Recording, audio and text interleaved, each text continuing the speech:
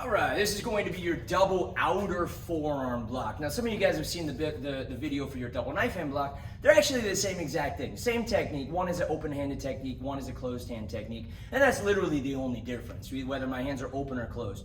The path of the technique, the chamber, the execution, everything is the same. Like I said, it's whether your hands are open or closed. So two techniques that kind of do the same thing. It's better to have two techniques than one technique, just like you guys bring more than one pencil to school, and just like we have more than one tool in the toolbox.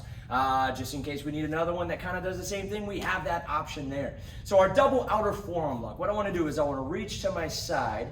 If I'm blocking, I'm reaching to my left, which means I'm going to block to my right. So I'm reaching away from where I'm actually going to be blocking here. So if I'm blocking this way, then I'm going to consider this my front hand. I'm going to consider this my back hand. So my front hand I want to bring across to my opposite ear, palms in. And my back hand I'm going to reach all the way straight back to where my palm is down. Now the path of this technique is going to be straight across. So I don't want to go up and I don't want to go down. I don't want to go around anything. I'm actually going to go straight across here. So my front hand is going to go from one ear across my line of sight and follow to the other ear, but pushed out in front. I'm not going this close. And my backhand is just gonna go from here, straight across, and then up right here in the middle of my torso, right on my solar plexus. So I'm chambering this way back. I'm gonna push my arms forward.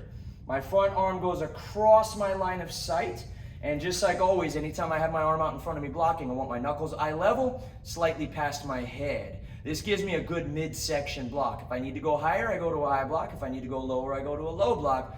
This is my double outer forearm block, which is a good midsection block. This other hand right here is right in the center of my torso on my solar plexus. So again, I reach back, I push both hands out and around this way. Now this front hand is like my wall. I want a very strong wall out in front so nobody can get past it, but just in case somebody does get past it, here is my shield. I have a second layer of defense. So I'm gonna go out, yeah! Here's my wall, here's my shield. I don't want this too high, I don't want this too low, and I definitely don't want it too weak. And this shield, I want it in front of me. I don't want it behind me, I don't want it down here. So I'm gonna reach back and push across, yeah! Double outer forearm block, just like that. So double outer forearm block, practice. We'll see you in class.